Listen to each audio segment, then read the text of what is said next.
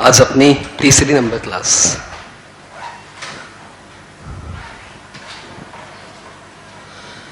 अच्छी बात है कि लास्ट क्लास तो होमवर्क ही नहीं था, है ना? बच गए तुम। जाते जाते हैबड़ी में अपने कोई होमवर्क नहीं ले पाए, कोई बात नहीं। अपने अभी क्या करेंगे, सबसे पहले एमसीक्यू खेलते थोड़ी देर। Simple simple MCQ. सुमंदा घर पे मेहनत किया? ओके, आज मालूम पड़ जाएगा। और थोड़ी देर अपने एमसीक्यू खेले। छोटे छोटे क्वेश्चन से आपको आंसर्स देने हैं। Number 1, mister X, aged 68 years, resident in India,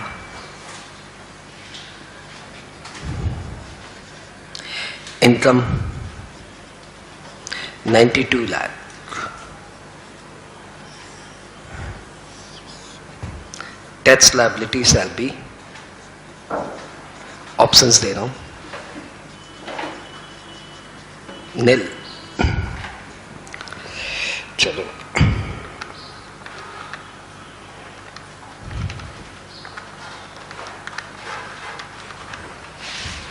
12,586.81 है। आप सुन,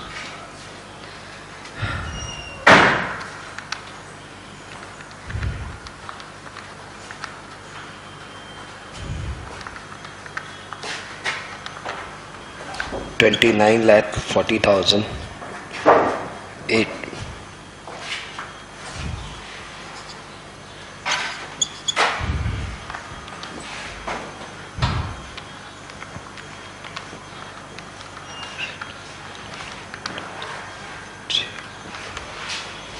$29,42,940।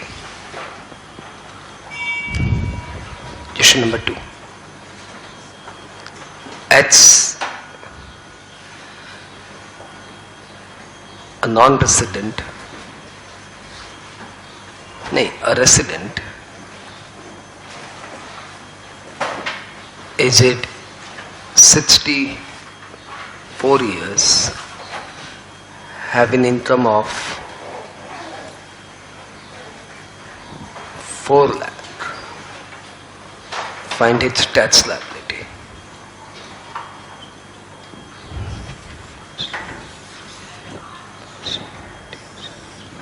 $7,800, nil, 5,200, none। क्वेश्चन नंबर 3, सोचते जाइए, आंसर्स देते जाइए। दे रहे हो ना? सम कॉपी नहीं करना, सम बकवास है। आप बस आंसर्स देते जाइए। It's just warm up exercise. ABC partnership firm,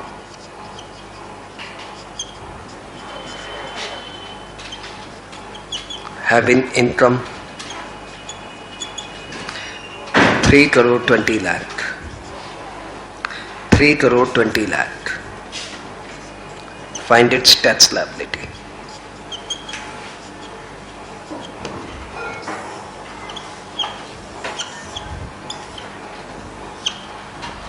Go ahead.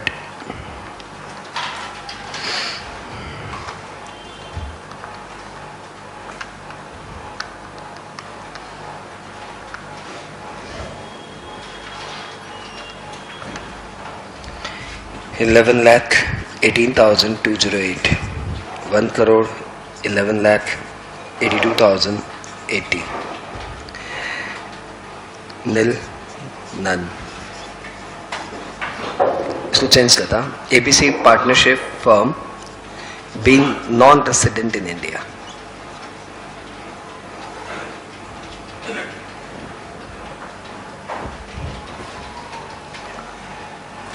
Let's try. Question number 4.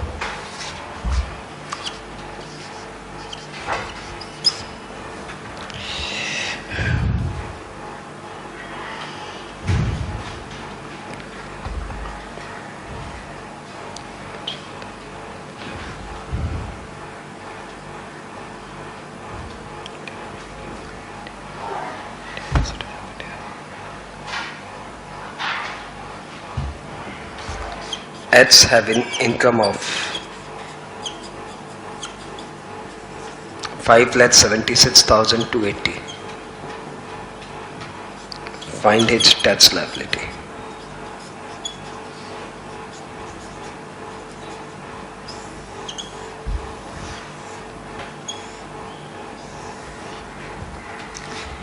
He has opted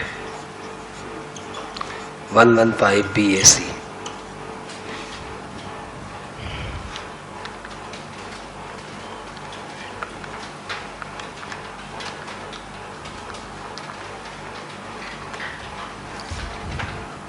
Nil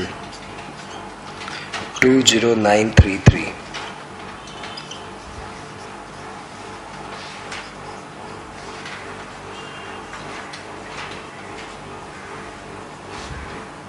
चार में चार राइट होना चाहिए, क्योंकि किसी में सब में दम नहीं था, सब सम आसान है, एकदम लॉलीपॉप। चलो आपके पास अब यहां से सिर्फ 2 मिनट टाइम है। टेक योर 2 मिनट्स, सम कॉपी मत मारो, सम अच्छे लगे पिक ले लेना। डन, नाइस, चेक कर लो सर। रॉन्ग होगा मन खराब हो जाएगा।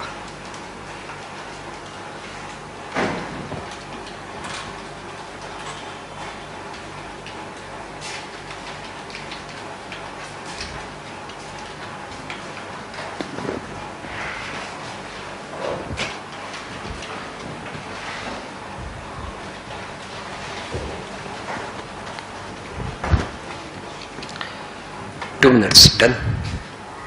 करो भाई, फटाफट करो।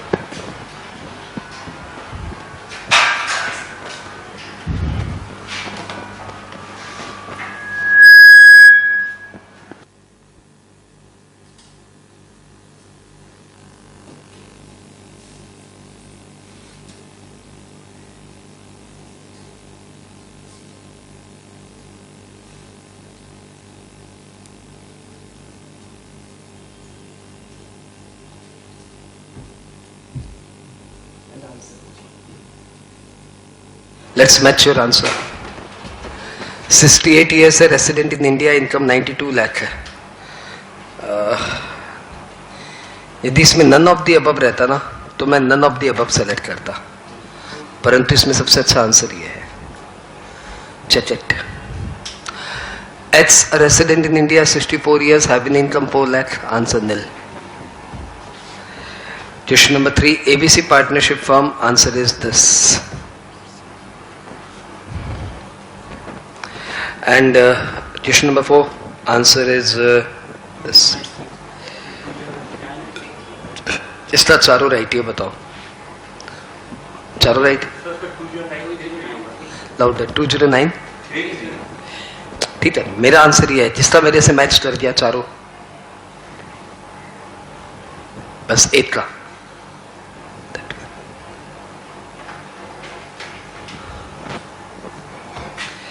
एक का, अच्छा, जिसका ये आंसर्स लेने के बाद चारों राइट हो गया, छोड़ ना, जिसका ये लेते आंसर चारों राइट हो, ये आंसर लिया और चारों राइट हो गया। ओके, आपको समझ में आ गया आपने क्या मिस्टेक किया? मैंने आपको पहले बोला रिवाइज कर लो, आप माने नहीं मेरी बात। जो राइट है वो चूज करेंगे। आप बताइए ये राइट है कि ये राइट है?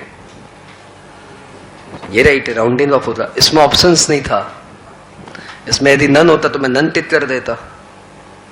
ये राइट आंसर नहीं है, यहाँ पे 10 रुपए होने चाहिए answer. This is the right answer. इस छोटी सी बात लिए आपके मार्क्स कट जाएंगे, 0 आउट ऑफ 1, ठीक है।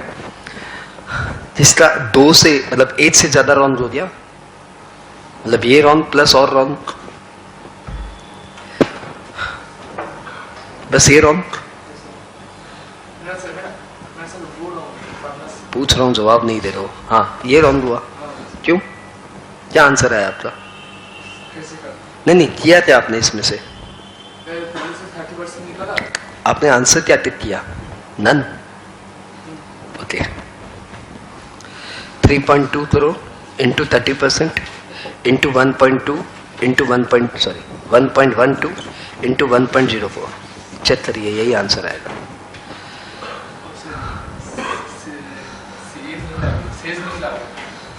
कुछ भी, हाँ मजे हो रहे हैं। कितना रॉन्ग? चारों रॉन्ग। तो कौन सा राइट?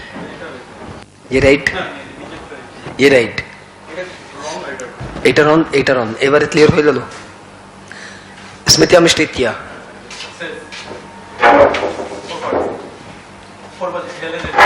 4% नहीं लिया। ठीक है यार, इतना टेंशन क्यों लेता है? नहीं लिया, नहीं लिया। हाँ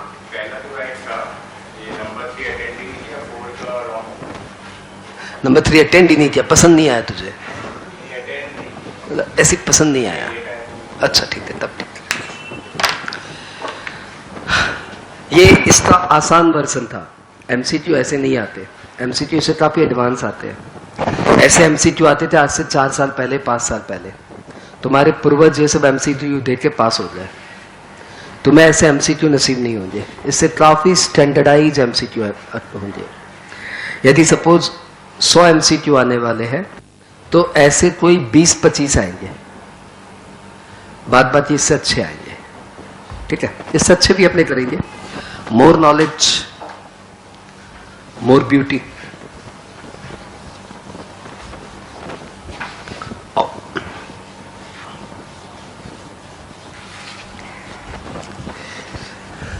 लेकिन अच्छी बात मालूम क्या है? तुमने नोट नहीं किया। अब ये सब हम लोग 30-30 सेकंड में बनाने लग गए। सबसे अच्छी बात ये है। और तुम खुशी नहीं होता।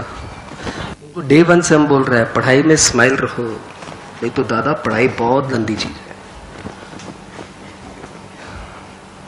और लास्ट क्लास तक हमने क्या किया? एक हल्का सा हेडर बना के छोड़ता हूं।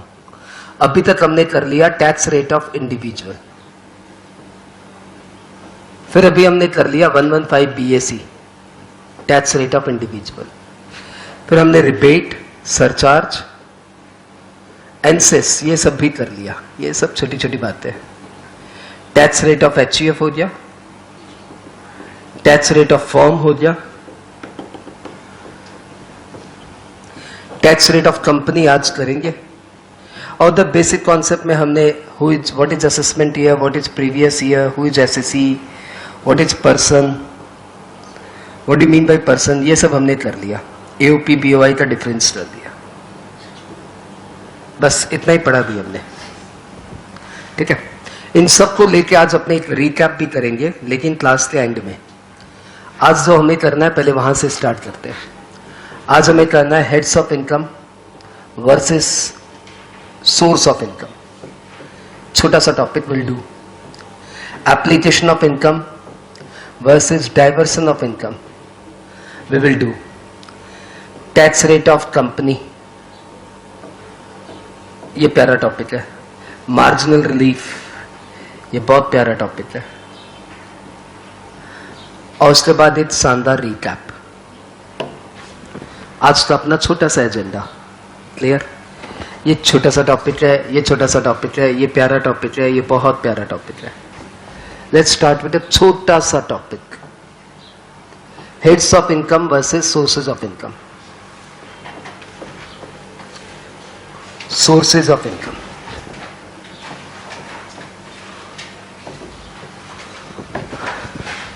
दादा पहली क्लास तो वीडियो देख लिया? गुड। मैडम जी वीडियो देखा आपने? पहला दूसरा दोनों देखा? Nice, very good. टॉपिक क्या कर रहे हैं? Heads of income versus sources of income. What is it? तो ये एग्जाम में 3 नंबर की थ्योरी पूछती है जिसका आंसर एकदम एपरेंट है। आपकी सोर्सेज ऑफ इनकम में बी अनलिमिटेड। आप पैसे कहीं से भी कमा सकते हो। मेरे जैसे एक आम आदमी की इनकम आती है, एक सोर्स है मेरा ट्यूशन, यहां से थोड़े बहुत पैसे आ जाते हैं। एक हमने पेन ड्राइव का बिजनेस शुरू कर दिया, you know this is called business. ये हमने बिजनेस शुरू कर दिया है। कुछ हमारी फ्रेंचाइज चलती है, वहां से हमारे कमाई आ जाती है। मोटा मोटी ये सब ट्यूशन है। एक अपना CA फर्म चलता है, एडवाइजरी का काम है थोड़ा बहुत, वहां से पैसे आ जाते हैं। एक अपनी किताब लिखने का काम है यार, वहां से अपने को ऑथर लोग मतलब पब्लिशर लोग रॉयल्टी दे देते हैं। थोड़ी बहुत शेयर मार्केट सभी करते हैं, मैं भी करता हूँ, गोल्ड मार्केट सभी करते हैं, मैं भी करता हूं। थोड़ा बहुत रेंट वेंट से इनकम सभी की आती है, मेरी भी आती है। इंटरेस्ट की इनकम सभी की है, डिविडेंड इनकम सभी की है। क्या बुरी बात है ना?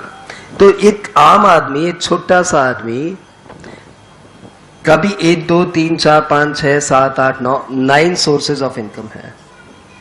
अब यहां पे आप अमिताभ बच्चन को बैठाइए, फिर आपको मालूम पड़ेगा सोर्सेज ऑफ इनकम किसे बोलते हैं। हाँ, फिर आप इससे भी ऊपर जाएंगे तो आपको मालूम पड़ेगा हजारों सोर्सेज ऑफ इनकम है। तो sources of income is a general term. कितने भी सोर्सेज ऑफ इनकम हो सकते हैं, लेकिन ये सारे सोर्सेज ऑफ इनकम जब इनकम टैक्स में मेजर करते हैं तो 5 हेड्स में डाल के मेजर करते हैं। और ये 5 हेड्स का नाम है, सबसे पहले सैलरीज, दूसरा इनकम फ्रॉम हाउस प्रॉपर्टी,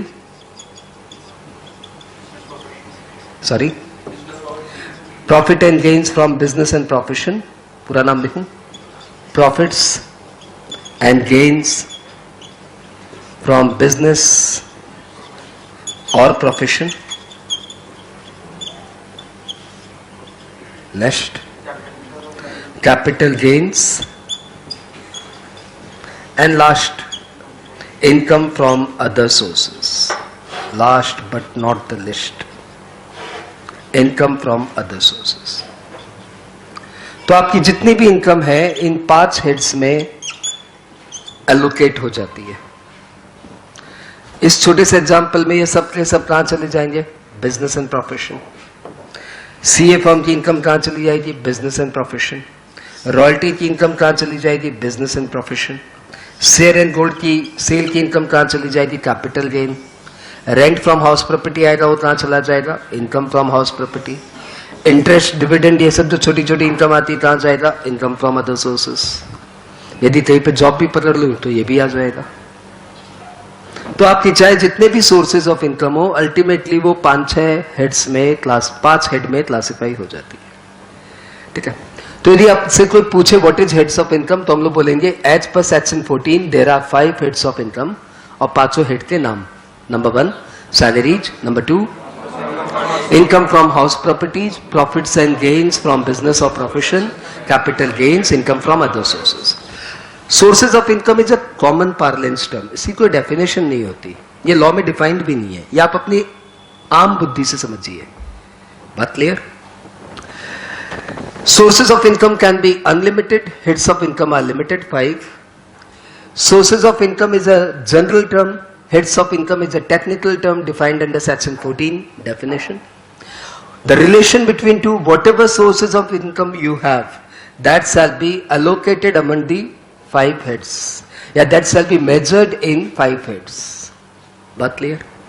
2 या 3 नंबर का आता है, हमने लिख दिया, have the notes. पहला, first point, sources of income is a general term. Sources of income is a general term. Sources of income is a general term to be construed, construed मतलब understood, interpreted. अच्छा word नहीं लगे कॉन्स्ट्रूड हटा दो, understood लिख दो, interpreted लिख दो, जो अच्छा लगे वो लिखो। Sources of income is a general term to be construed in common parlance, मतलब आम बुद्धि, in common parlance, common parlance, PARLANCE, parlance मतलब कॉमन पार्लेंस मतलब common sense. Whereas heads of income is a technical term, whereas heads of income is a technical term defined under section 14, defined under section 14. Stop. As per section 14 there are 5 heads of income.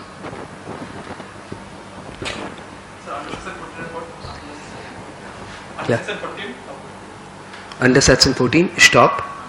As per section 14, there are 5 heads of income. फटाफट 500 head के नाम लिखिए।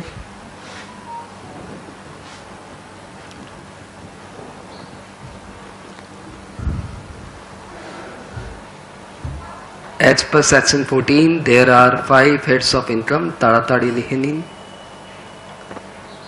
हो सके तो अपने आप.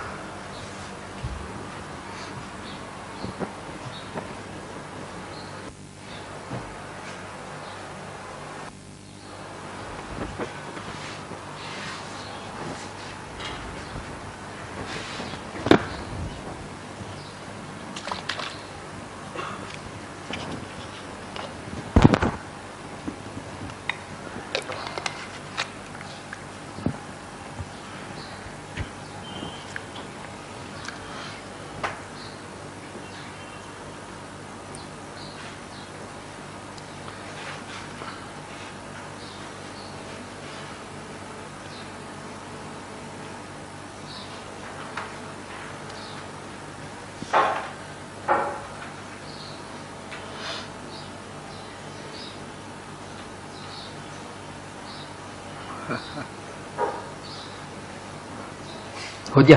लिटली पाइपेट्स. Para change. All sources of income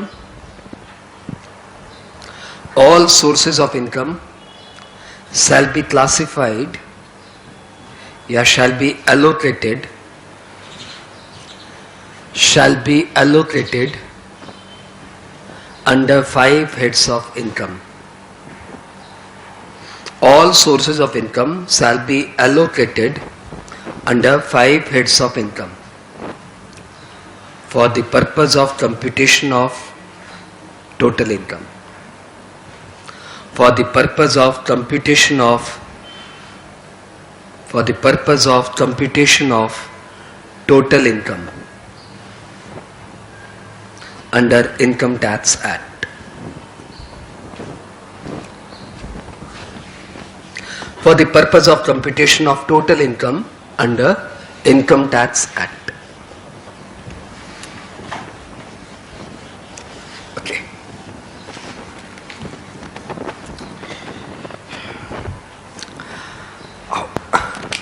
छोटा सा टॉपिक फिनिश हुआ. अगले टॉपिक में चल रहे हैं. हैव द टाइटल लिखिए. Application of income versus diversion of income.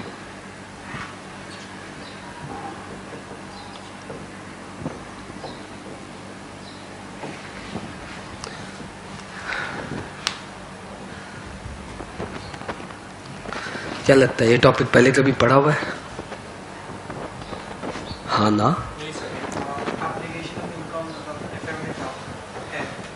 Application of income FM में है और diversion of income.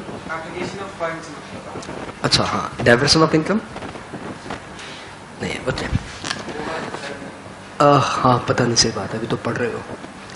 Application of income versus diversion of income, ये शायद टॉपिक आपने पहले कभी नहीं पढ़ा, लेकिन फिर भी इस टॉपिक में ऐसा चार्म है कि इससे रिलेटेड जैसे मैं क्वेश्चन पूछता हूं बच्चे आंसर्स दे देते हैं. पता नहीं क्यों, पता नहीं इस टॉपिक में ऐसा क्या खास है. टाइटल देख के लगा है पिछले जन्म में भी नहीं पढ़ा था. नहीं, टाइटल देख के ऐसा लगता है नहीं कभी नहीं पढ़ा, लेकिन जब भी इससे रिलेटेड टॉपिक आता है तो लोग बोलते हैं कि आंसर्स है मेरे पास. Let's do this. मैं आपको एक छोटा सा क्वेश्चन देता हूं, आप बताना वो एप्लीकेशन ऑफ इनकम है कि डाइवर्सन ऑफ इनकम है. मैं आपको एक छोटा सा क्वेश्चन देता हूं, आप बोलना वो एप्लीकेशन ऑफ इनकम है या डाइवर्सन ऑफ इनकम है. Okay, let's have the question. मैंने एक किताब लिखनी है, how to cheat in the exams. अभी अलग बात है मैंने कभी चीटिंग की नहीं एग्जाम्स में, लेकिन आज की डिमांड में मतलब बहुत ही इंपॉर्टेंट टॉपिक है ये, इसके ऊपर किताब होनी चाहिए. क्या बोलते हो? हाँ या ना? होनी चाहिए यार, प्लीज मार्केट को रीड करो तभी पैसे कमा पाओगे. हाँ, तो मार्केट की डिमांड है how to cheat in the exams, इसके ऊपर किताब होनी चाहिए. तो मैंने अपने सारे बदमाश बच्चों को इकट्ठा किया, चुन के इकट्ठा किया. मैंने बोला कौन किताब में मेरी हेल्प करेगा, कौन बना सकता है इस पर अच्छी किताब. ये बोला एकदम परफेक्ट, मैं बनाऊंगा सर आपके साथ.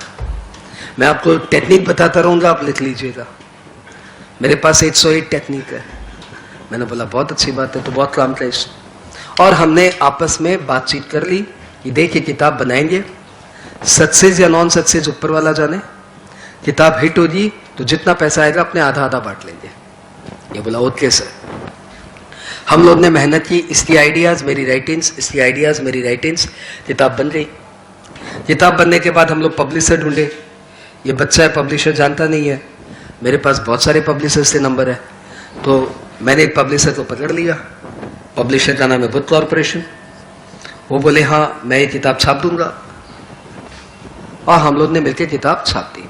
मार्केट में किताब गई, सुपर हिट, ठीक है, और हमें मिले रॉयल्टी के 50 लाख रुपए।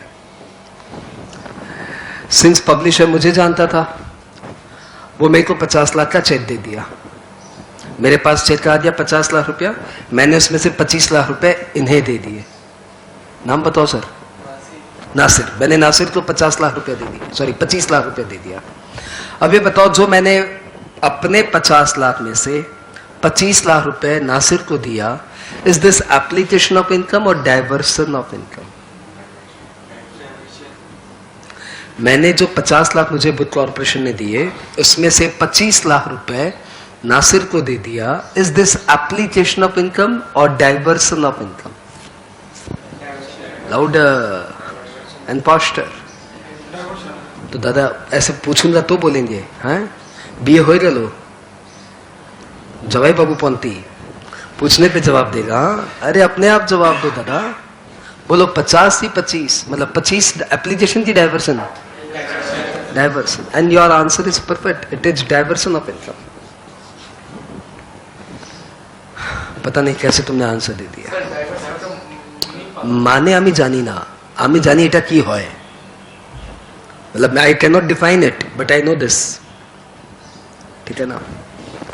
वैसे दूसरा क्वेश्चन लो, अपना कॉमन सेंस ढूंढो। आधे बच्चे इसमें आंसर दे चुके हैं। दूसरा क्वेश्चन लेता हूं, तुम में से सबसे सीधा कौन है? सबसे सीधा संत, एकदम संत बुद्धि है, एकदम शांति माथे में, नन सुमंता। ये बड़ा ही सीधा सा लग रहा है, बहुत सीधा सा लग रहा है, एकदम सीधा। इसके नाम के आगे बहुत सारी डिग्री हो गई, जो जो इसको डिग्री चाहिए थी सब मिल गई इसको, ठीक है। और भी है, इतनी सारी डिग्री लेने के बाद सुमंता को जॉब भी मिल गया। पहले साल में जॉब का पैकेज आया 35 लाख रुपए। ये बहुत खुश है, ठीक है। अगले साल इंक्रीमेंट होकर इतना अच्छा इंसान है कि जॉब में प्रमोशन अच्छा हो गया, 50 लाख। ये अपने बॉस को बोल रहा हो तो कहनो दिच्छे ना, मैं ठीक कॉर्पो, इतना मुझे क्यों दे रहे हो, मैं इतने का क्या करूंगा। बॉस बोला तुमको मिलना चाहिए यार, यू डिजर्व इट, ठीक है। तीसरे साल इसका जॉब का पैकेज हो गया 80 लाख। ये बोला दूर बाबा और तो निबो ना, नहीं इतना चाहिए ही नहीं मुझे, क्यों दे रहे हो। फाइनली सुमंता ने अपने बॉस को बोला इतने पैसे मुझे नहीं चाहिए, आप एक काम करिए, इसमें से 20 लाख रुपए हर साल रामकृष्ण मिशन को दे दिया करिए। रामकृष्ण मिशन 80 लाख रुपए इसका पैकेज है। इसने अपने बॉस को एक रिक्वेस्ट किया, निर्देश दिया या डायरेक्शंस दिया कि मेरे पैकेज में मेरे को मत दिया करिए, आएगा घर में खर्च हो जाएगा, बीबी ऐसी है, तो एक काम करिए 80 लाख में से 20 लाख रुपए आप डायरेक्ट रामकृष्ण मिशन को दे दिया करिए और मेरे को 60 लाख रुपए दीजिए।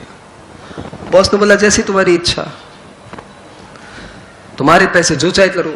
तो 20 लाख रुपए रामकृष्ण मिशन में जाने लग गए और इसको मिलते हैं 60 लाख। क्वेश्चन ये है कि इन भाई साहब को जो 80 लाख मिले उसमें से 20 लाख रुपए ये रामकृष्ण मिशन को दे देते हैं, तो is this application of income की diversion of income? Louder, louder, unanimous voice, application of income. देखा इस टॉपिक में ऐसा चार्म है कि आपको नहीं पता, ही पूछ रहे है कि मैंने बोला मुझे नहीं पता है क्या होता है, परंतु मुझे ये पता है क्या होता है। Means I can not define it but I know it. तुम्हारे साथ भी यही हुआ। इनकम टैक्स में फर्क ये पड़ता है कि मैं सब बताता हूँ सर, ऐसे थोड़ी कि बिना बताए छोड़ दूंगा। दादा पढ़ाने का भी एक अपना स्टाइल है। पहले बच्चे को ग्रूम करो, जब वो नहीं समझ पाए तो समझाओ, बेवजह मत समझाओ। जहां जहां मुझे लगता है कि यू कैन अंडरस्टैंड, तो वहां मैं तुम्ही से पढ़वा लेता हूँ। बात की तो मैं तो पढ़ाऊंगा यार, मेरा तो नौकरी है, सुबह सुबह आया हूँ इसीलिए। Application of income and diversion of income. Income tax में फर्क ये पड़ता है कि diversion of income is not taxable, application of income is taxable. तो बहुत बड़ी बात हो गई यार। तो फिर बताइए होता क्या है? देखो, जब आपको कोई इनकम आती है और इस इनकम में से आप पैसे कुछ किसी और को दे देते हो, तो या तो वो एप्लीकेशन होगा या वो डाइवर्सन होगा। डाइवर्सन है तब तो नॉन टैक्सेबल, और एप्लीकेशन है तो पैसे आपके हाथ में टैक्सेबल होंगे। डाइवर्सन कब बोलेंगे? When the income is given to someone else because of an overriding title. Because of an overriding title. Overriding title. इसको दूसरी भाषा बोलो, because of a superseding agreement. और कोई भाषा बोलो, because of a dominating contract. पहले से ही बात हो गया था, इसलिए पैसे किसी और को देने पड़े। हिंदी ठीक है?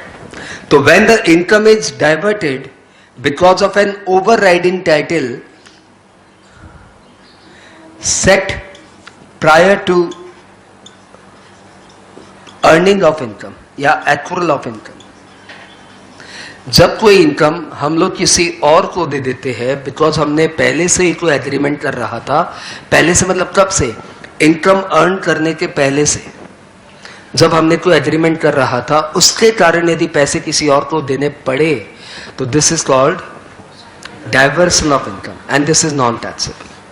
When the income is diverted because of an overriding title held before earning of income, then it is called diversion. When the income is applied and the income is given to someone else, not because of an overriding title, not because of an overriding title. जब आप पैसे किसी और को देते हो लेकिन कोई ओवरराइडिंग टाइटल नहीं है, कोई सुपरसीडिंग एग्रीमेंट नहीं है, कोई दबाव नहीं है, कोई प्रेशर नहीं है, आपका मन है, and it is applied after it is earned, और अर्निंग के बाद आप इसे किसी और को देते हो, तो it is called application of income. समझते हैं? मैं अभी भी नहीं समझा पाया, मुझे पता है। पहले वाले एग्रीमेंट में क्या था कि हम और नासिर मिलके एक किताब लिखे, तो पहले हम लोग का एग्रीमेंट हो गया था। उस एग्रीमेंट के अनुसार आधे पैसे नासिर को देने पड़ेंगे। जब मेरे पास इनकम आई तो उसमें से मैंने आधे पैसे नासिर को दे दिए। क्यों दिए? मेरी मर्जी थी या मेरे ऊपर दबाव था? लाउडर, मेरे ऊपर दबाव था। ये एग्रीमेंट कब हुआ था? इनकम अर्निंग के पहले। Then it is called diversion of income. और मेरे हाथ में कितना टैक्सेबल होगा? 50 की 25। मेरे हाथ में 25 टैक्सेबल होगा, इसके हाथ में 25 टैक्सेबल होगा। यानी जो मैंने 25 लाख इसे दिए वो मेरे हाथ में टैक्सेबल नहीं है। हाँ, what is application of income? दूसरे एग्जाम्पल में आते हैं। मेरे को सुमनदा को 60 लाख की सैलरी, 80 लाख की सैलरी मिल रही थी। 80 लाख की सैलरी में से इन्होंने 20 लाख रामकृष्ण मिशन को दे दिए। बताओ, कोई दबाव था कि मर्जी से? अच्छा, ये इसको ओवरराइड कर सकता है क्या? मतलब ये बोल सकता है ना ना ए बारे दिबे ना हमार बड़ी तक पैसा लागबे? बॉस को बोल सकता है कि नहीं बोल सकता है? बॉस को बोल सकता है कि सर रामकृष्ण मिशन को इस महीने मत दीजिएगा, इस महीने मेरे घर में पैसे की दरकार है। बताओ, कर सकता है? कर सकता है। मैं कर सकता था क्या नासिर के साथ? नासिर को पैसा नहीं दूंगा, मेरे को दरकार है। That means I was under domination और सुमनदा वॉज अंडर नो डोमिनेशन। अच्छा, मेरे पास पैसे आए नहीं, उससे पहले मुझे पता था आधे है मेरे। 50 लाख आया तो मैंने कितने की खुशी मनाई? 25 लाख की। मैंने खुशी मनाई लेकिन 25 लाख की खुशी मनाई। और इनको ये पैसे आए पहले 80 लाख, अर्नड हुए पहले 80,000, कितना 80 लाख, सॉरी, उनको पहले 80 लाख रुपए अर्नड हुए, उसके बाद ये 20 लाख किसी और को दे रहे। ठीक है, पहले 80 लाख, पहले महीना भर काम किया तो 80 लाख अर्नड हुए, अर्नड होने के बाद 20 लाख कहीं और जा रहे। तो diversion of income means when the income is diverted because of a super riding title after it is earned. Application of, sorry, before it is earned. Application of income means when the income is applied, given to someone else, after it is earned and not because of any overriding title. बात clear? तो सुमंदा के हाथ में 80 lakh taxable होंगे कि 60 lakh? Louder, 80 lakh. Because ये 20 लाख अपनी मर्जी से दे रहे हैं, देना है दो, नहीं देना मत दो, तुम्हारे हाथ में 80 टैक्सेबल होगा. एग्जाम्स में रेयरली पूछा हुआ है. और ये सब टॉपिक ऐसे है जो फाइनल में पढ़ते नहीं है, पढ़ाते नहीं कोई. और ये टॉपिक इंटर में भी पूछ सकता है, फाइनल में भी पूछ सकता है, क्योंकि बेसिक कॉन्सेप्ट है. एग्जाम्स में कम पूछा हुआ है. आई एग्री, बहुत सारे टीचर्स तो ये टॉपिक छूते भी नहीं है. कोई बात नहीं, वो गलत नहीं है. एग्जाम्स में ये बहुत कम, कोई पिछले 10 टर्म में एक बार पूछा हुआ होगा, या तो पिछले 20 टर्म में 3 बार पूछा हुआ होगा. What is it? क्या यूज है इसका? कौन बनेगा करोड़पति चल रहा है. आज अमिताभ बच्चन हॉट सीट पे है, नहीं, अमिताभ बच्चन होस्ट सीट पे है और शाहरुख खान हॉट सीट पे है. ठीक है, शाहरुख खान साहब आए और आने के बाद एज यूजुअल ये सारे सेलिब्रिटी जैसे ही आते हैं कि यहाँ से मुझे जितने पैसे मिलेंगे मैं इस ऑर्गेनाइजेशन को डोनेशन दे दूंगा, ऐसे बोलते हैं. अमिताभ बच्चन पहले ही दर्शकों को बता देते हैं, आज उन्होंने बहुत ही नेक डिसीजन लिया है कि जितना भी यहाँ से कमा के जाएंगे ये पैसे इस संस्था को डोनेशन हो जाएंगे. ठीक है, शाहरुख खान खेले और सपोज वो 5 करोड़ जीत गए. 5 करोड़ जीतने के बाद उन्होंने अपनी प्रॉमिस अनुसार वो पैसे किसी संस्था को दे दिए. Matter over. बात गई गई गई गई गई गई, ईयर भी चला गया, असेसमेंट ईयर आ गया. इनकम टैक्स डिपार्टमेंट वाले शाहरुख खान जी के पास पहुंचे कि आपने जो केबीसी में 5 करोड़ जीते थे वो आपने अपनी रिटर्न में नहीं दिखाया. बोला वो क्यों दिखाऊंगा, वो तो मैंने कमाए और उनको दे दिए, तो वो मेरे पास इनकम कहाँ आई? बोले नहीं आपने कमाया तो था ना, टैक्स दीजिए उस पे. बोले क्या बात कर रहे हो, पूरा दुनिया जानता है कि वो पैसे मैंने कमाया और दे दिए. कमाए ना, टैक्स तो दीजिए. शाहरुख खान बोला कल आता हूं. आज शाहरुख खान ने आपको फोन किया, आ भाई फटाफट घर आ.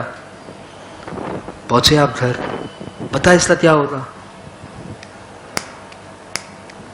Ball is in your court. सामने शाहरुख खान, आपका सबसे बड़ा क्लाइंट, उसका क्वेश्चन है, आंसर आपको देना है. आप ये नहीं बोल सकते ये तो एग्जाम में नॉन इम्पॉर्टेंट था, ये तो 10 टर्म में 1 टर्म में पूछा था. ये नॉनसेंस सिर्फ क्लासरूम में या स्टूडेंट लाइफ में चलते हैं, उसके बाद नहीं चलते, एकदम नहीं चलते. अपॉर्चुनिटी कब आएगी राम जाने, बी रेडी फॉर दैट, है ना. शाहरुख खान कब बुलाएगा राम जाने, लेकिन बी रेडी फॉर दैट. चलो बताओ क्या बोलते हो, टैक्सेबल या नॉन टैक्सेबल? टैक्सेबल. अरे श्योर. ये बोल रहा नॉन टैक्सेबल. शाहरुख खान इसको पैसा देगा, तुमको क्यों देगा, तुम तो टैक्सेबल बोल रहा है. नॉन टैक्सेबल क्यों?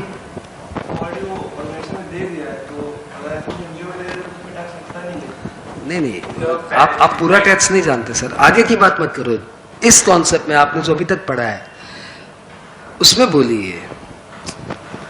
मैं क्वेश्चन वो तो पूछूंगा ही नहीं ना जो भी आगे चैप्टर्स में आप पढ़ेंगे. ऐसा मत बोलिए जो एनजीओ को दे देते उस पर टैक्स नहीं लगता, ऐसा कुछ नहीं है, टैक्स लगता है. हाँ, यदि आप ये प्रूव कर पाओ कि इट इज डाइवर्सन तो इट इज एग्जाम्प्टेड. यदि ये एप्लीकेशन है तो टैक्सेबल है. बात वहीं पे है. पहले से कॉन्ट्रैक्ट बना होगा या कुछ एग्रीमेंट हुआ होगा? आपके सामने हुआ, जो हुआ टीवी के सामने हुआ, लाइव चल रहा था. वो आए, हॉट सीट पे आए, उन्होंने आते अनाउंस किया कि मैं इसमें जितना भी कमाऊंगा मैं इसमें से इतने पैसे इन्हें दे दूंगा. उसके बाद गेम शुरू हुआ. पहला क्वेश्चन 1000 रुपए का, और शाहरुख खान जीतते गए। पहले ही डिसाइड हो चुका है। ये बोल रहा है ये डाइवर्सन है बिकॉज पहले ही डिसाइड हो चुका है। और आप कॉन्ट्रैक्ट की बात कर रहे थे। हाँ, पहले ही डिसाइड हो चुका है कि मैं जितना कमाऊंगा उतना इन्हें दूंगा। क्या वो ओवरराइडिंग एग्रीमेंट है? क्या उसको ब्रीच किया जा सकता है? अचानक शाहरुख खान की एक पिक्चर हॉट सीट पे खेलते खेलते सुपर फ्लॉप हो गई। शाहरुख खान बोला अरे मेरे को पैसे की दरकार है, मैं नहीं दूंगा। Can it be done? If it can be done then it is application. It can not be done then it is diversion. Come man, be faster. अच्छा डिसीजन दो, अपना डिसीजन दो, मैं नहीं पूछूंगा क्यों। चलो कॉन्ट्रैक्ट नहीं हुआ, ये बोल रहा है कोई कॉन्ट्रैक्ट नहीं हुआ। ये भी तुम्हारे चैनल में आ गया, कोई कॉन्ट्रैक्ट नहीं हुआ। बात से तो चेंज हो ही सकता है ना। ये राम राज्य थोड़ी है प्राण जाए पर वचन न जाए। हाँ, खुद की मर्जी से दे रहा है। पक्की बात, कोई फोर्स नहीं। मतलब ही कैन डाइवर्ट। बाद में बोल सकता है कि ना देवे ना ना ना 5 करोड़ हो चलो बाबा, और तो क्या 1 करोड़ ले लो, 4 करोड़ मेरा, ऐसे कर सकता है। आंसर ही नहीं देते हो, सब जवाई बाबू बन के बैठे। मेरी तरफ पैरा चढ़ेंगे तब मैं पूछूंगा। কি সুমনদা কি বলছেন?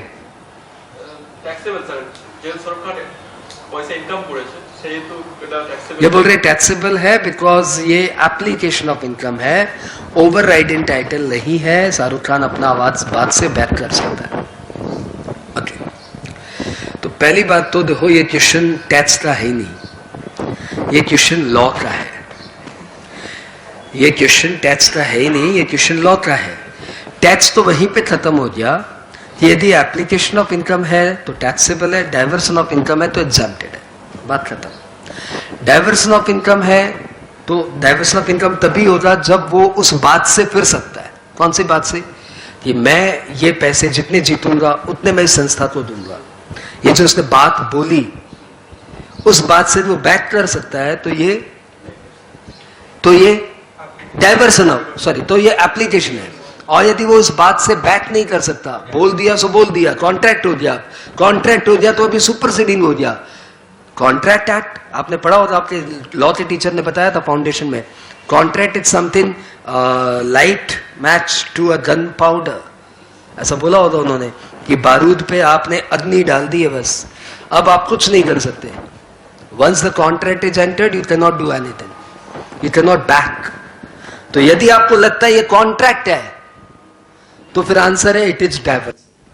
और यदि आपको लगता है ये कॉन्ट्रैक्ट नहीं है, ऐसे ही बोला था बस, तो ये application of income. I repeat, यदि आप ये बोलते हो it is a contract, he can not take back, then it is diversion. और यदि आपको लगता है this is not contract, this is just say, ऐसे बोला, खुश होकर बोला, बात से बैक भी कर सकता है, इट इज एप्लीकेशन। तो ये टैक्स का क्वेश्चन लॉ बेस्ड है। यदि आप ये प्रूव कर दे कॉन्ट्रैक्ट है तो से डाइवर्सन, यदि आप ये बोलते कॉन्ट्रैक्ट नहीं है तो एप्लीकेशन। अब आप कॉन्ट्रैक्ट एक्ट में जाइए, याद करिए अपने लॉ वाले टीचर को क्या सिखाया था उन्होंने, और उस नॉलेज को यूज करते हुए टैक्स का आंसर दीजिए।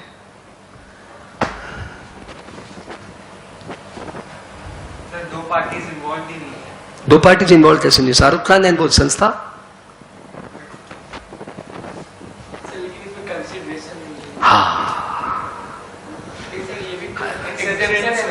शाहरुख खान का ये जो बात हुआ कि मैं जितना कमाऊंगा 3-5 करोड़ से दूंगा, जितना कमाऊंगा उतना उसे दूंगा, ये दो पार्टीज है, लेकिन इन दो पार्टीज के बीच में कंसेंट नहीं है, फ्री कंसेंट है लेकिन कंसिडरेशन नहीं है। नो कंसिडरेशन नो कॉन्ट्रैक्ट, लेकिन चैरिटी जिसका एक्सेप्शंस है। लो अब तो तुम्हें सब याद आ गया। तो फाइनली चैरिटी में जो बात बोल दी जाती है क्या वो कॉन्ट्रैक्ट हो जाता है क्या? तो सपोज आप मेरे पास आए और मैंने बोला कि आप मुझे बोले कि सर इस बार हम लोग एक संस्था को 50,000 रुपये देने का सोचे हैं, आप कितना दे पाएंगे? मैंने बोला मेरी तरफ से 11,000 लिख लो, तो ये कॉन्ट्रैक्ट हो गया।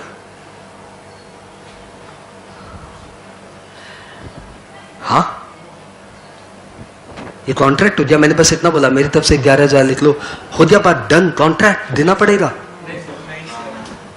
अरे लॉ वाले टीचर तो बोले थे चैरिटीज हो गया, चैरिटीज में कंसिडरेशन की दफा नहीं है। हाँ कॉन्ट्रैक्ट इज एग्रीमेंट, या ऐसे डुबाओ मत लॉ वाले टीचर को। Oral contract is a valid contract.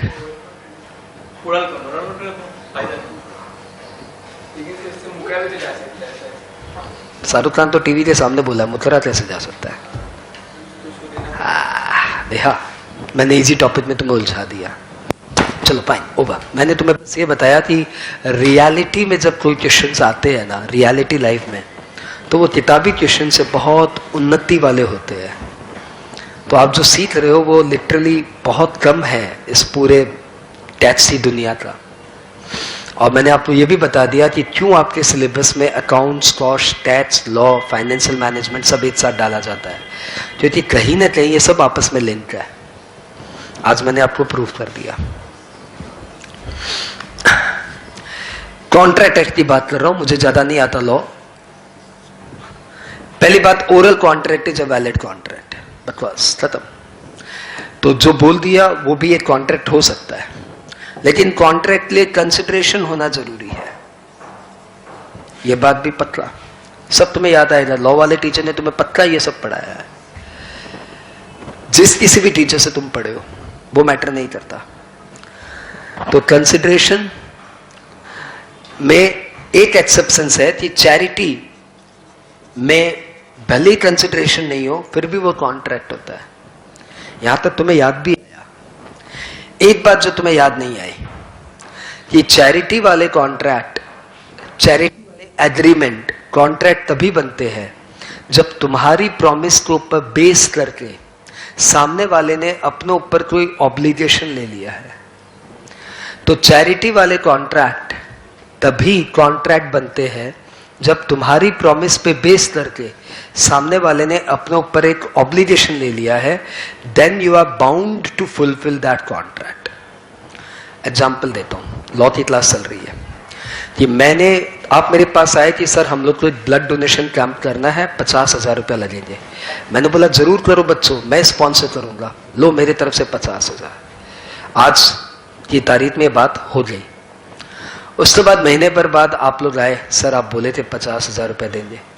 अरे यार वो तो उस दिन ज्यादा जन थे इसलिए मैंने बोल दिया, 5,000 लो जाओ। चलो पूरा मैं दूंगा क्या? चलो और भी तो टीचर है, सबसे लो, जाओ जाओ यहाँ से, जाओ जाओ।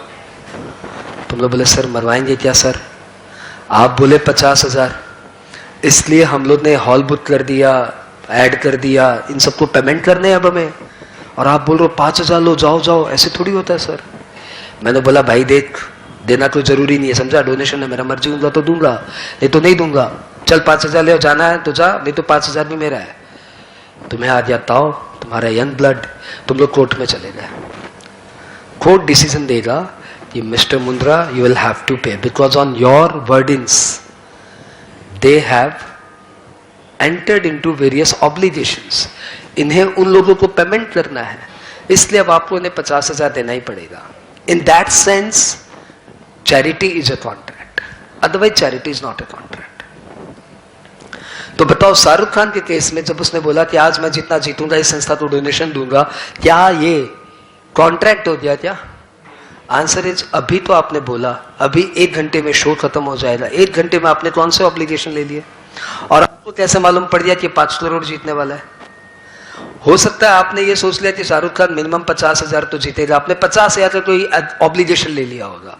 तो जितना आपने ऑब्लिगेशन लिया उतना शाहरुख खान देने के लिए लायबल है, but not the entire amount. तो finally this is not a overriding title, ये शाहरुख खान अभी भी बैक कर सकता है। इसलिए ये पूरा का पूरा कॉन्ट्रैक्ट क्या हुआ? Application of income. कुछ आपको ऊपर ओवरराइडिंग नहीं था, आप चाहते तो बैक कर सकते थे, इसलिए एप्लीकेशन ऑफ इनकम है, and therefore this is taxable in hands of Shahrukh Khan. Clear? Louder. Shahrukh Khan मेरे को मतलब आपको बोले कि यार ये तो मेरे पास उल्टा हो गया, 5 करोड़ भी देना पड़ गया उधर, और 5 करोड़ के ऊपर जो टैक्स लगता है 1.5-2 करोड़ वो भी देना पड़ गया। लुट गया यार, अपनी जेब से 2 करोड़ लग गया। तो ऐसे में हम लोग शाहरुख खान जी लोग को बोलते हैं कि सर जब भी ऐसा एग्रीमेंट होता है ना, तो आप डेफिनेटली पब्लिक में यही बोले कि जितना जीतूंगा सब दे दूंगा, अंदर ही अंदर रखिए टैक्स काट के।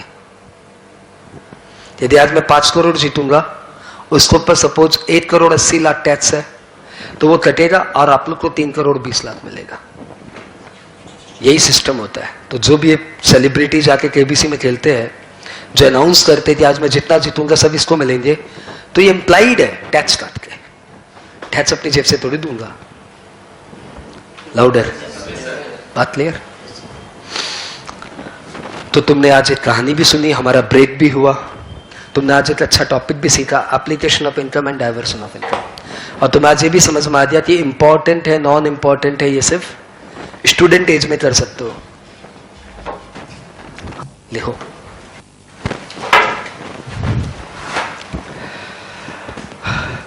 where the income is diverted to someone else, where the income is given to someone else, where the income is given to someone else before it is earned,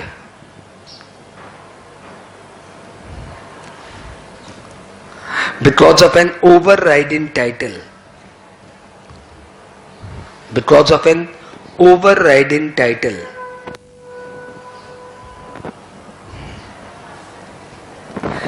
then it is called diversion of income. Then it is called diversion of income, and it is not taxable. It is not taxable. Para change not, बस खूब भालो। Para change, where the income is given to someone else after it is earned, where the income is given to someone else after it is earned,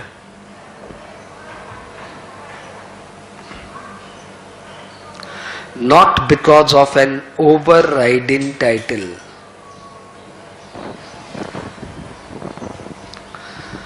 not because of an overriding title,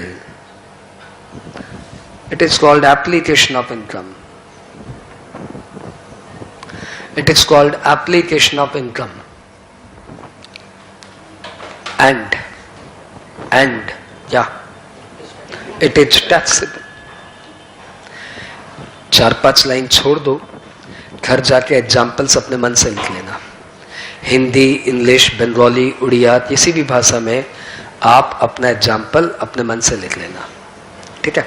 एक example और देता हूं, ये check करने के लिए कि बात बैठी या नहीं बैठी। वेरी श्योर सभी की बैठी हुई बात, फिर भी पूछ लेता हूं। सर नाम बताओ। रोशन कुमार शर्मा। तो हमारे एक सज्जन है रोशन, उन्हें लॉटरी का बहुत शौक है। तो ये लॉटरी लेने के लिए मार्केट में गए, तो एक लॉटरी की दुकान पे पहुंचे। उन्होंने बोला मुझे भैया एक लॉटरी का टिकट देना। कितने दाम? बोले 500 रुपए। बोला दो। बोला आज ये बोर्ड पढ़ लीजिए। बोर्ड पढ़ लीजिए। बोर्ड पढ़ा, उसमें लिखा हुआ था कि यदि आपका फर्स्ट प्राइज उठा तो हमें 20% देना पड़ेगा। रोशन बोला क्या है? बोला देख लीजिए, आपकी मर्जी है तो लीजिए, नहीं तो बाजू वाली दुकान से ले लीजिए। हमारे यहाँ से हमेशा फर्स्ट प्राइज उठाया फलाना ठिकाना, उसने अपना मार्केटिंग कर दिया। रोशन भी सोचा कौन सा ये फर्स्ट प्राइज उठना है अपना, फर्स्ट प्राइज 10 करोड़ का है। उठ भी गया तो 20% दे देंगे, क्या है, कौन सा उठना है। और अगले की दुकान में 5 बार फर्स्ट प्राइज उठा है, क्या मालूम उठ जाए। 8 करोड़ कौन से कम होते हैं। रोशन बोला चलो ठीक है लाओ 500 रुपए लो टिकट दो। रोशन फर्स्ट प्राइज जीत गया। अब बताओ जो रोशन फर्स्ट प्राइज जीत गया तो इसको 10 करोड़ की खुशी हुई कि 8 करोड़ की खुशी हुई? बताओ ये एप्लीकेशन ऑफ 2 करोड़ देना पड़ा। अब बताओ ये जो 2 करोड़ दिया ये एप्लीकेशन ऑफ इनकम की diversion of income? Diversion of income. Roshan के हाथ में कितना टैक्सेबल होगा? 8 करोड़ टैक्सेबल होगा। सारी बात क्लियर? ओके। इस टॉपिक से बाहर आ जाते हैं। हमने क्या क्या कर लिया? थ्योरी में हमने एसएससी कर लिया, असेसमेंट ईयर कर लिया, प्रीवियस ईयर कर लिया, पर्सन कर लिया, एओपी बीओआई का डिफरेंस कर लिया, सोर्सेज एंड हेड्स का डिफरेंस कर लिया, एप्लीकेशन एंड डाइवर्सन का डिफरेंस कर लिया। एक बार 3 मिनट लगेगा, सब दोहरा के आ जाते हैं। घड़ी देखना, 3 से 4 मिनट में सब दोहरा देंगे। दोहराना इतना आसान है। इसी दोहराने को मैं बोलता हूं 7 टाइम्स करना, जो 3-3 मिनट में होता है। पहला, assessment year. As per section 2 subsection 9, assessment year is a period of 12 months starting from 1st April ending on 31st March in which income of previous year is assessed. Previous year. As per section 3, previous year is the year just preceding the assessment year. Relation. Normally the relation between previous year and assessment year is that income of previous year shall be assessed in assessment year. However, it has 5 exceptions. Number 1, discontinued business, short duration business, person going outside India permanently, person selling out its property to evade tax, a non-resident SSE who is engaged in shipping business. Parachange, who is SSE? As per section 2 subsection 7, SSE means a person who is liable to pay tax, who is liable to pay interest penalty under IT Act, against whom some IT proceedings are going on, who is a representative SSE, who is an SSE in default. Person, as per section 2 subsection 31, person includes an individual, HUF, firm, company, AOP, BOI, local authority, artificial juridical person. Heads of income versus sources of income. Heads of income is a common term to be construed in, sources of income is a general term to be construed in common parlance. Heads of income is a specific term, technical term defined under section 14 of IT Act. As per section 14 of IT Act, heads of income are 5. Salaries, income from house property, profit and gains from business or profession, capital gain, income from other sources. All sources of income shall be allocated in the 5 heads of income. What is the difference between AOP and BOI? AOP, in the AOP, any person can be the member, whereas in BOI, only the individual can be the member. In case of AOP, the members shall have a common object. In BOI, members may have a common object. What is the difference between application of income and sources of income?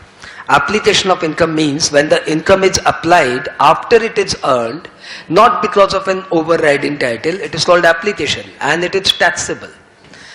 Diversion of income means when the income is given to someone else before it is earned, given or agreed to be given to someone else before it is earned because of an overriding title, then it is called diversion of income and it is not taxable. हो दिया क्या? 2-2.5 minute लगा, यानी 3 minute में पूरा revision हो जाता है। यही 3 मिनट मैं बोल रहा हूं 7 टाइम्स करना। आप 3 घंटे पढ़ने के लिए राजी हो, लेकिन 3 into 7 करने के लिए राजी नहीं हो। ये प्रॉब्लम है ना?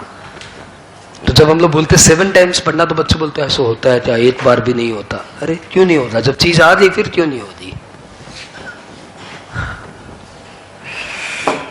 आओ हम लोग आ रहे अगले टॉपिक में। टॉपिक का नाम है टैक्स रेट ऑफ कंपनी।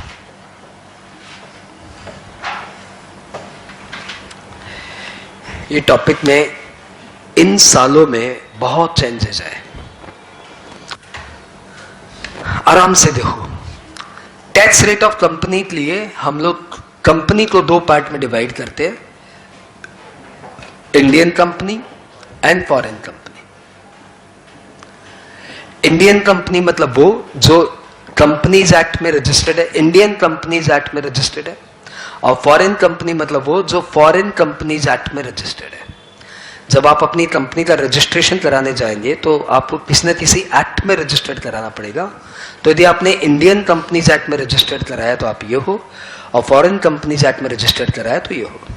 जैसे पेप्सी यूएसए कंपनीज एक्ट में रजिस्टर्ड है और Pepsi India Indian companies act में रजिस्टर्ड है तो पेप्सी, लेकिन Pepsi USA is a foreign company and Pepsi India is an Indian company. बात क्लियर?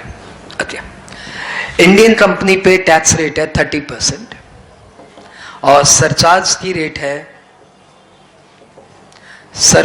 रेट है यदि आपकी टोटल इनकम 1 करोड़ से ज्यादा है तो 7% और यदि आपकी टोटल इनकम 10 करोड़ से ज्यादा है तो 12%। और health education cess Indian company पे भी लगेगा 4%। यहां तक क्लियर? फॉरेन कंपनी पे टैक्स रेट है 40%।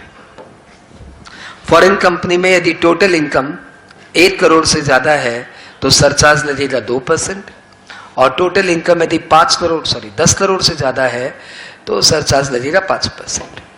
हेल्थ एजुकेशन सेस यहां पे भी लगेगा 4%। यहां तक क्लियर? क्लियर क्या? तो ये तो इंफॉर्मेशन था, मैंने इंफॉर्मेशन दे दी आपको। ये लॉ वर्षों से चलते आ रहा है, इसमें क्या चेंजेस है इन सालों में वो बताने जा रहा हूं। ठीक है, 5-1 साल पहले एक सेक्शन इंसर्ट हुआ 115 AB, कंपनी पे टैक्स रेट की। आराम से सुनो, कॉपी मारने में उलझो मत। 5-1 साल पहले एक सेक्शन इंसर्ट हुआ 115 AB और इन्होंने बोला कि यदि कोई इंडियन कंपनी है तो उस पे टैक्स रेट हम लोग सिर्फ 25% लेंगे। सरचार्ज सेस एज यूजुअल मतलब यही एज यूजुअल, प्रोवाइडेड आप कई सारे डिडक्शंस वेव करो। कंडीशंस, प्रोवाइडेड आपकी कंपनी 1/3/16 के बाद की होनी चाहिए, 1/3/16 के बाद की कंपनी होनी चाहिए। प्रोवाइडेड आपकी कंपनी मैन्युफैक्चरिंग कंपनी होनी चाहिए और प्रोवाइडेड आप बहुत सारे एग्जेम्पशंस डिडक्शंस मत लो। आप बहुत सारे एग्जेम्पशंस एंड डिडक्शंस मत लो। ओके, कौन कौन से? ये सारे सेक्शंस आपको नाम सुनने हैं, आपको पता कुछ नहीं इसके बारे में। आप एडिशनल डेप्रिसिएशन मत क्लेम करिए, क्या होता है आपको नहीं पता। आप 32 AD इन्वेस्टमेंट अलाउंस मत क्लेम करिए। आप 33 AB का डिडक्शंस मत क्लेम करिए। आप 33 ABA का डिडक्शंस मत क्लेम करिए। आप साइंटिफिक रिसर्च मत क्लेम करिए। आप 35 AD मत क्लेम करिए। आप 35 CC मत क्लेम करिए। आप 35 CC मत क्लेम करिए, AD हो गया। और आप चैप्टर 6 के डिडक्शंस मत क्लेम करिए। ऐसा कंडीशंस डाल दिया, एक्सक्लूडिंग 80 LA 80 JJAA। इनको छोड़ के, इन दोनों सेक्शंस को छोड़ के आप चैप्टर 6 से क्लेम मत करिए और ये सारे डिडक्शंस मत क्लेम करिए। यदि आप ये सारे डिडक्शंस वेव करते हैं तो हम आपको पर 25% टैक्स लगाएंगे। अब देखो ये टॉपिक है ना, पीजीवीपी के साथ पढ़ाने में ज्यादा मजा आएगा क्योंकि ये सारे पीजीवीपी के टॉपिक है। पीजीवीपी मतलब profit and gains from business and profession, ये सारे उसी के सेक्शंस हैं। अभी स्टार्टिंग एज में आप समझ लीजिए कि बहुत सारे डिडक्शंस वेव करने के बाद आपको 25% टैक्स मिलेगा, नहीं तो फिर 30% टैक्स दीजिए। कंडीशन और डाल दिया क्या? आप मैन्युफैक्चरिंग कंपनी होनी चाहिए, आपका बिजनेस 1/3/16 के बाद कंपनी बननी चाहिए और ये डिडक्शंस छोड़िए। तो लोगों को लगा ठीक है, कोई खास चॉइस तो नहीं है, 30 का 25 हो रहा है, इतना छोड़ना और पड़ेगा। कुछ कंपनी ने इसे सेलेक्ट किया, कुछ कंपनी ने इसे सेलेक्ट किया, फिर भी यही पॉपुलर रही। यहां तक क्लियर? लास्ट ईयर 2019-20 में, लास्ट ईयर 2019-20 में हमारी मैडम जी निर्मला जी ने एक बड़ा अनाउंसमेंट किया। उसके कारण रातों रात कंपनी लॉ बहुत, कंपनी का टैक्स रेट बहुत इंपॉर्टेंट हो गया। यार ये मिस्टेक से लिखा है भी, it is BA। Section 115BAA लाया उन्होंने, एक नया सेक्शन इंसर्ट किया। किसने? निर्मला जी ने। कब? 19-20 में। इन्होंने बोला कि कोई भी इंडियन कंपनी हो, कोई भी डोमेस्टिक कंपनी हो, यदि वो 1/10/19 के बाद इनकॉर्पोरेट हुई है और 31/3/23 तक, नहीं, कोई भी इंडियन कंपनी हो और कभी भी फॉर्म हुई हो, एनी टाइम फॉर्म्ड, कोई फर्क नहीं पड़ता, और कोई भी बिजनेस करती हो, कोई फर्क नहीं पड़ता, मैन्युफैक्चरिंग, नॉन मैन्युफैक्चरिंग, कोई भी बिजनेस करती हो, कोई फर्क नहीं पड़ता, टैक्स रेट सीधा 22%, लो, इससे भी कम, और सरचार्ज ऑलवेज 10%, लो, एंड सेस ऑलवेज 4%। मतलब चाहे इनकम कुछ भी हो, टैक्स रेट 22%, सरचार्ज हमेशा 10% और सेस हमेशा 4%। मतलब टैक्स तो 22 लगेगा ही, सरचार्ज 10 लगेगा ही, 10% मतलब 2.2, इसका 10%, हाँ बोलो, ये कितना हो गया? 24.2, और सेस हमेशा ही 4%, इसका 4% निकालना 0.968, कितना आया? 25.168। तो कुछ भी हो जाए आपकी टैक्स रेट हो जाएगी 25.168। हाँ, यहां पे कितनी है? 25 प्लस सरचार्ज प्लस सेस, यानी 25 में सिर्फ सेस भी लगाएगा तो 26 हो जाएगा। 25 का 4% कितना होता है? 1%। तो सिर्फ सेस लगाएगा तब भी 26 हो जाएगा। तो इससे तो फार बेटर ही हो गया। इसमें तो मैन्युफैक्चरिंग होना पड़ेगा, कोई जरूरी नहीं है। इसमें तो 1816 के बाद की कंपनी, कोई जरूरी नहीं है। और इसमें भी वही कंडीशंस, क्या? इसमें भी वही कंडीशंस, क्या? आप ये डिडक्शंस क्लेम नहीं कर सकते, can not claim following deductions. बताओ कौन कौन से? सर वही नाम है जो हमें समझ में नहीं आया। हाँ तो ठीक है, नाम दोबारा बोलना पड़ेगा ना। Additional depreciation, investment allowance, 33AB, ये रटने में तो हम लोग सारे स्टूडेंट चैंपियन है, तो ये हमने रट लिया सर। और क्या है, बोलिए ना, और रट लेते हैं। और क्या है वो? Chapter 6 deductions excluding 80JJAA, 80LA, और इस साल एक सेक्शन और आया 80M। तो ये डिडक्शंस आपको छोड़ने पड़ेंगे। अब बताओ, ये बेटर कि ये बेटर? ये बेटर, यानी इसका अस्तित्व खत्म हो गया, ये सिर्फ किताबों में सेक्शंस रह गया। मैं ये, कोई भी बंदा ये क्लेम क्यों करेगा? इसमें मिनिमम 26% है, उसमें मिनिमम 25.168 है, इसमें और भी बढ़ सकता है, इसमें 25.168 से कभी आगे नहीं बढ़ेगा। इसमें मैन्युफैक्चरिंग होना जरूरी है, इसमें कोई पंचायत ही नहीं है, कोई बात ही नहीं है। इसमें नई कंपनी होनी चाहिए, इसमें कोई बात नहीं है, और कंडीशंस दोनों की सेम है। यही सारे डिडक्शंस छोड़ने हैं, तो 115BA का अस्तित्व हट गया। अच्छा, 115BA में एक और कंडीशन थी कि प्रीवियस ईयर 17-18 में आपका टर्नओवर 400 करोड़ के अंदर होना चाहिए। टर्नओवर क्या 17-18 में आपका टर्नओवर 400 करोड़ के अंदर होना चाहिए, इसमें वो भी कंडीशंस नहीं है। तो सब मिला के 115BAA ने 115BA को धो डाला, खत्म हो जाए सेक्शंस। फिर निर्मला जी ने एक अनाउंसमेंट उसी दिन और किया, 115BAB। ये आश्चर्यजनक है। इन्होंने बोला, इंडियन कंपनी यदि आप है और आप मैन्युफैक्चरिंग कंपनी है और आपने 1/10/19 से लेके 31/3/23 के बीच में बिजनेस शुरू किया है, the company must have been incorporated between 1/10/19 to 31/3/23.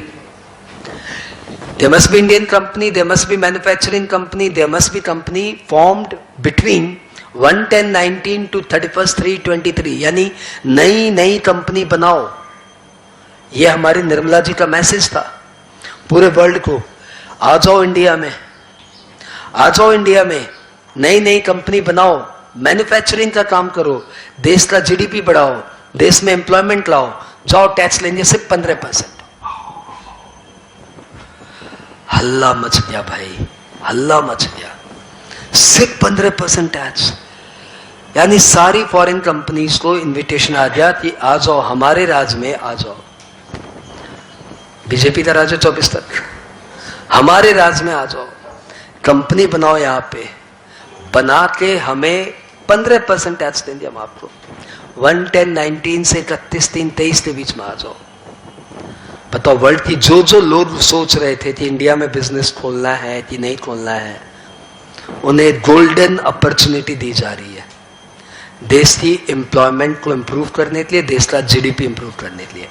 Bad luck ये हुआ कि इससे ठीक बात कोरोना आ गया। 10-19 तो हुआ और दिसंबर 19 से कोरोना आ गया। तो अभी इसका वो सिग्निफिकेंस देखने नहीं मिला, लेकिन इसका सिग्निफिकेंस देखने मिलेगा। ये गोल्डन अपॉर्चुनिटी है सबके लिए। सभी फॉरेन की कंपनीज ये सोचेगी चलो इंडिया में कंपनी बनाए। ध्यान देना, जो पुरानी कंपनी है वो तो इसी क्लॉज में जाएगी या फिर इस क्लॉज में जाएगी। डिडक्शंस लेंगे तो 30%, डिडक्शंस नहीं लेंगे तो 22%।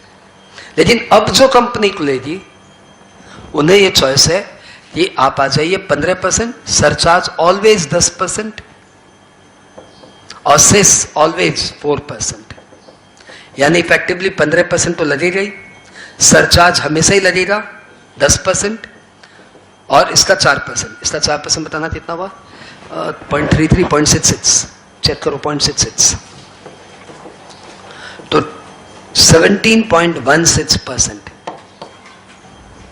ऊपर टैक्स लगेगा। ठीक है ना?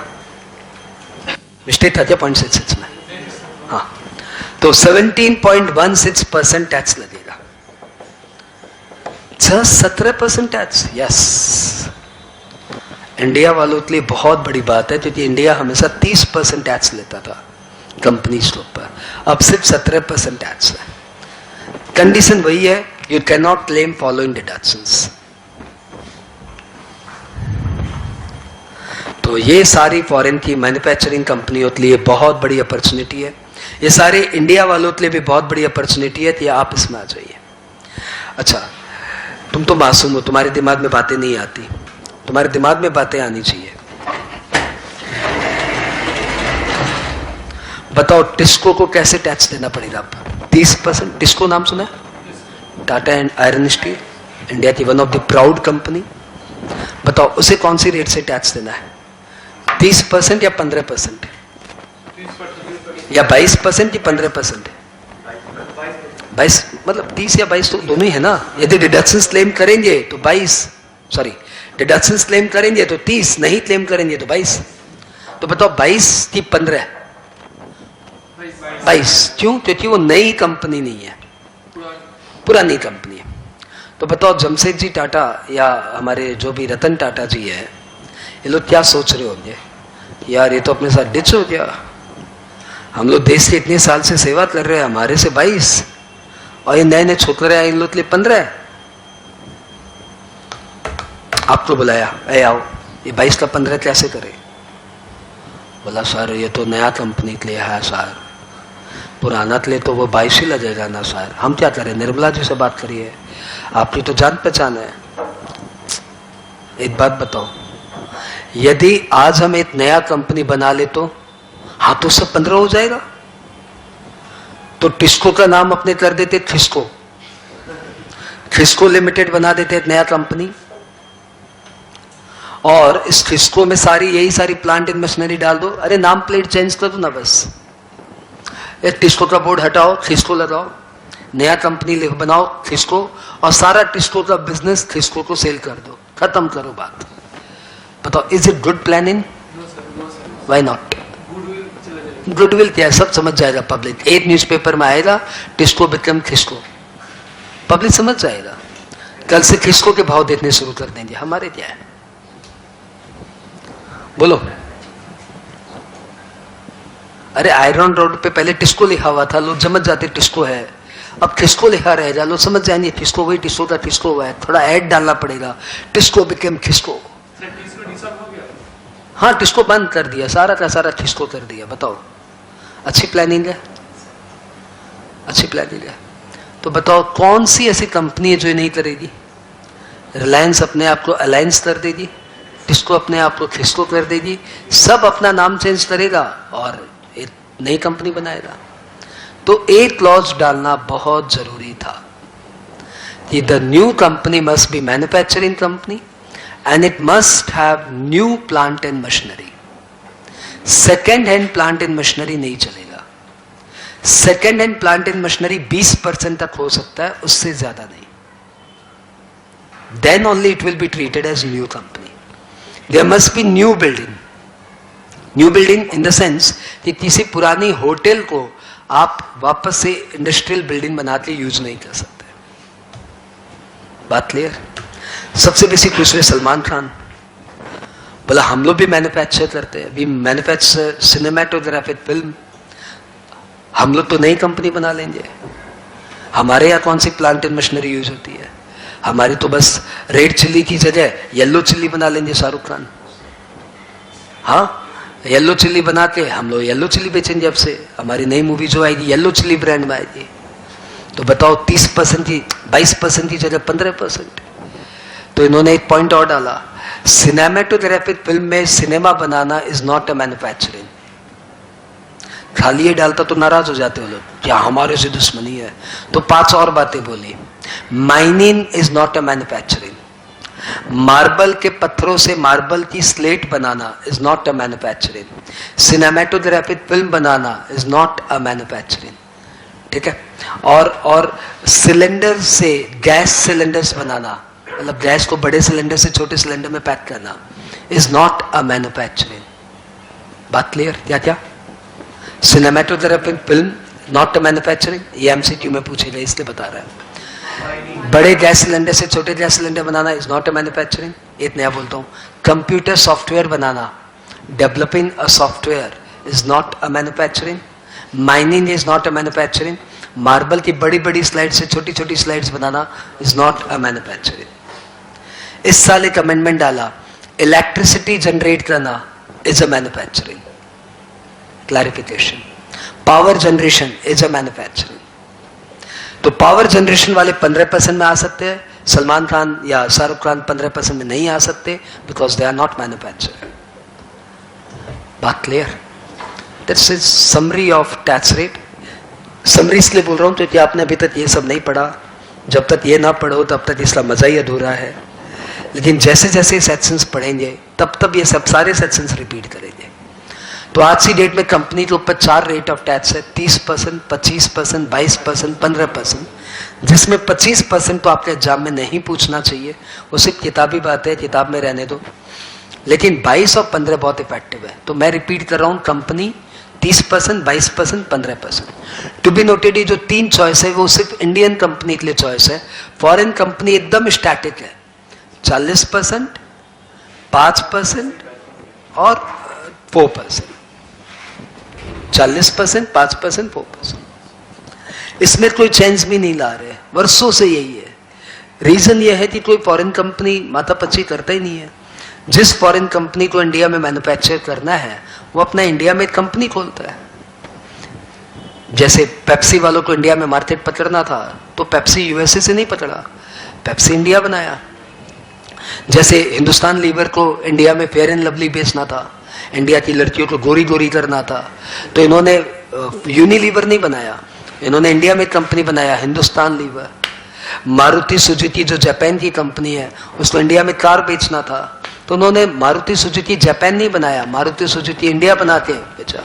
तो फॉरेन की कंपनी इंडिया में आके बिजनेस जब भी करेगी तो इंडियन सब्सिडियरी खोलेगी और यहाँ पे इंडियन कंपनी के नाम से बिजनेस करेगी।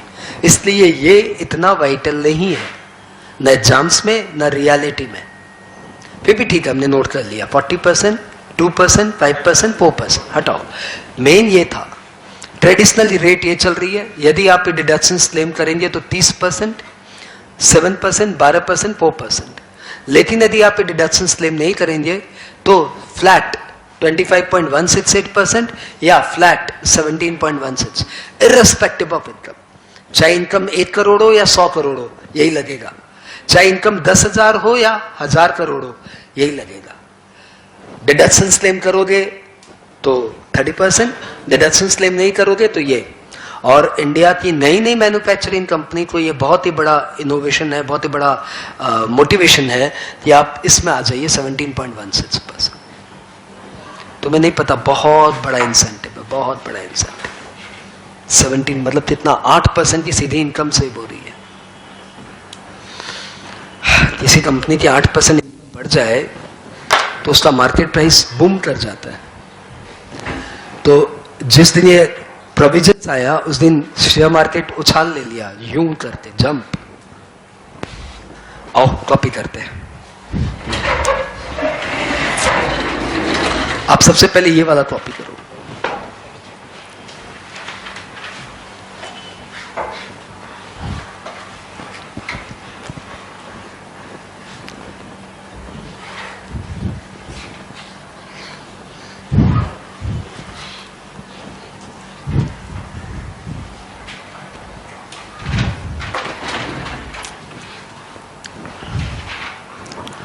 Copied.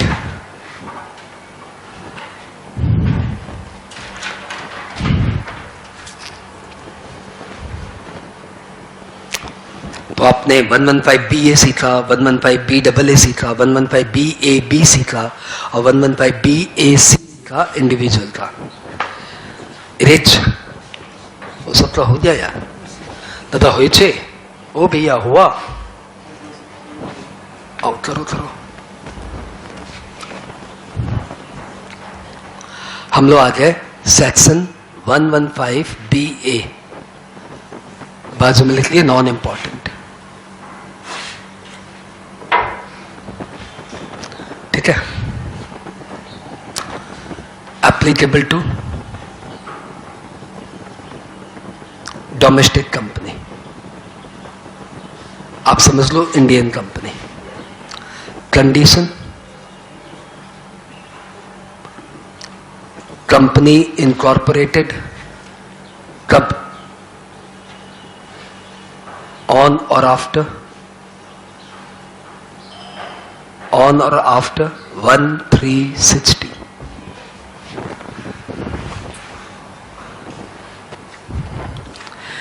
जब ये इंपॉर्टेंट है तो सर लिखा क्यों रहे हैं? क्योंकि प्रोविजंस तो वही है यार, रिपीटेशन हो रहा है अपना। एक ही चीज 3 बार लिखेंगे तो याद हो जाएगा। प्रोविजंस तो मोटा मोटी सेम है ना। नंबर 2 क्या, it must be manufacturing company.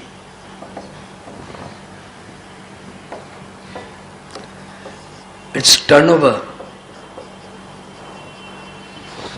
For previous year 17-18 is with in 400 crore. I doubt this, ये शायद 18-19 भी हो सकता है, मैं कंफर्म कर दूंगा। ठीक है, कोई काम का नहीं, शायद से नहीं काम का नहीं है। Condition number 4, SSC does not claim या कंपनी डज नॉट क्लेम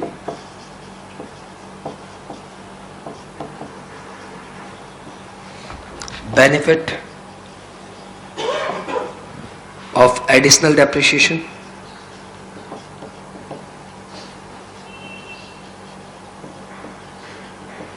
ये सब टॉपिक आपने 115BAC में भी सुना था under section 32AD।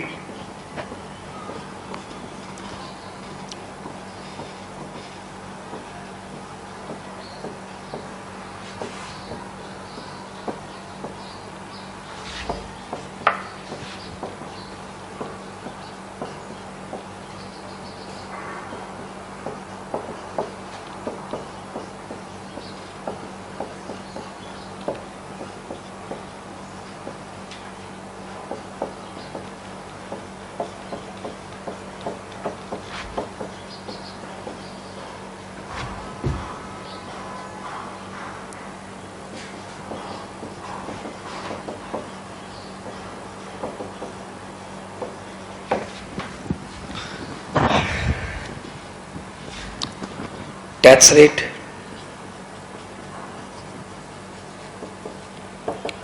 %25 plus surcharge and cess as usual. As usual मतलब समझ रहे ना?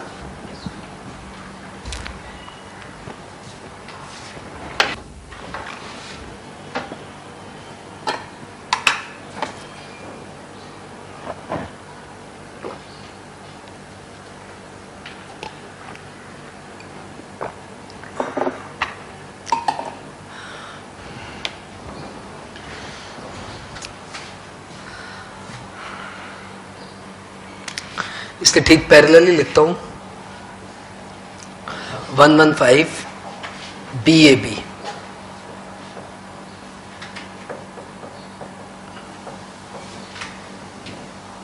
BAA, sorry,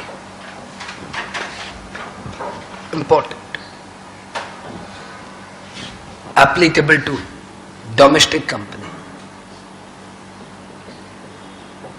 आप चाहे पूरा लिख लेना, applicable to domestic company.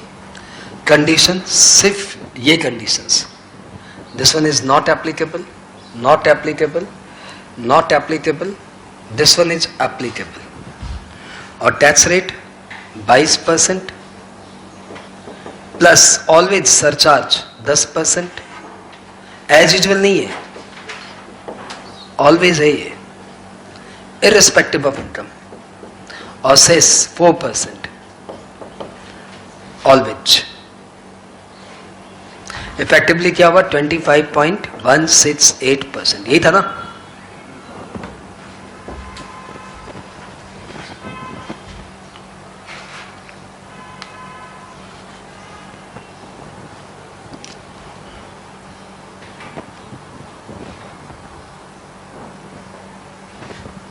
आप तो दोबारा लिखना, आप दोबारा लिख लो.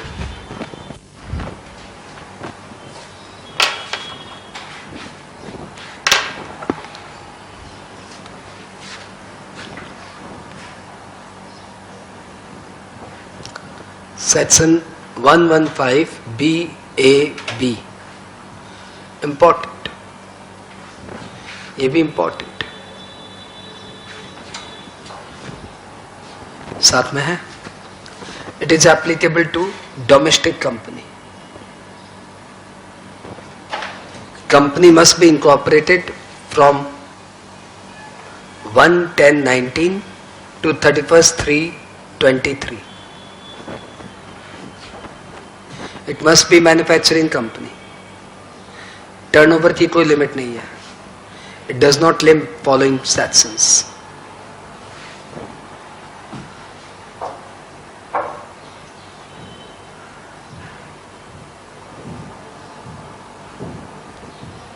Tax rate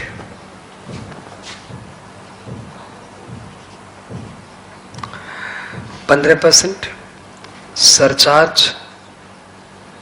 10%, cess 4%, effectively 17.16%.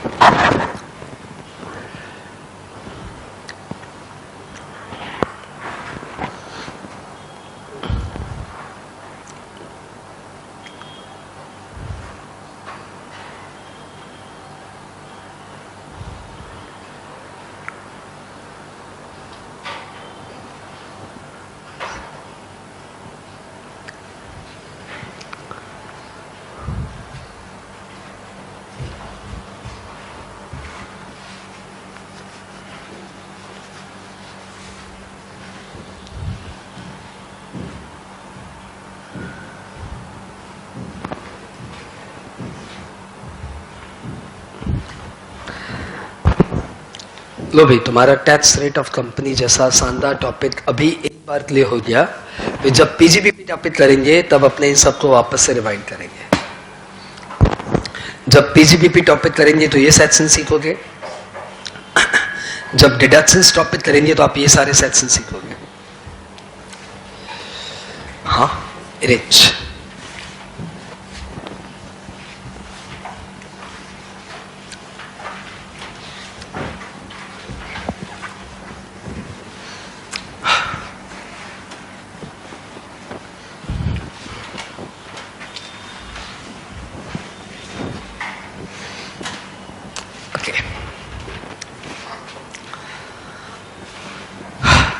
एक टॉपिक और सीख रहे हैं, टॉपिक का नाम है मार्जिनल रिलीफ।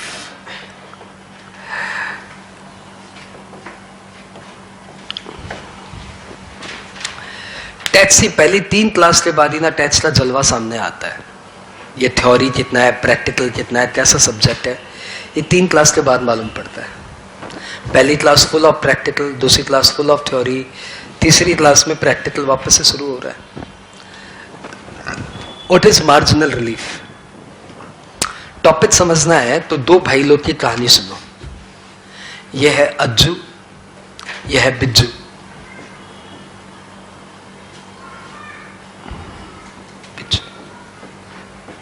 अज्जू बिज्जू। अज्जू कमाता है 1 करोड़, बिज्जू कमाता है 101 करोड़, सॉरी 1.01 करोड़। बताओ कौन ज्यादा कमा रहा है? बिज्जू।